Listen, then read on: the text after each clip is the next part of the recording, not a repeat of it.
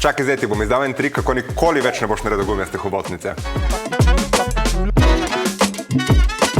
Če veš, kaj delaš, hobotnice res ne moreš zafrkati.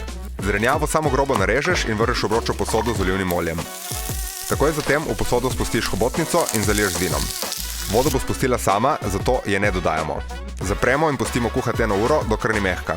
Če še vedno gumijasta, jo samo dlje kuhaš. Pazi samo, da ti ne razpade. Polento skuhamo v vodi, mleku in maslu. Potem jo zlijemo v manjši pekač. Zdaj pa v hladilnik, da se strdi. Topinambur olupimo, narežemo in skuhamo v zelenjavni jušni osnovi do mehkega. Hobotnico vzamemo iz vode in tekočino samo precedimo. Tekočino kuhamo še toliko časa, da dobimo tak redek sirup. Za to jed rabimo samo lovke od hobotnice. Glavo in lovke, ki jih ne rabimo, prišparamo za kakšno rižotko ali pa solatko. Samo šipire in postavimo na krožnik. Topinambur prestavimo v blender in ga zmeljemo z maslom in malo smetane.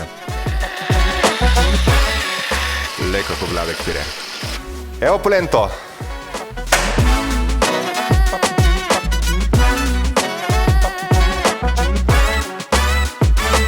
Tri glavne sestavine in imaš vrhunsko jed. Najboljše pa je, da vse za to jed dobiš kar v šparu.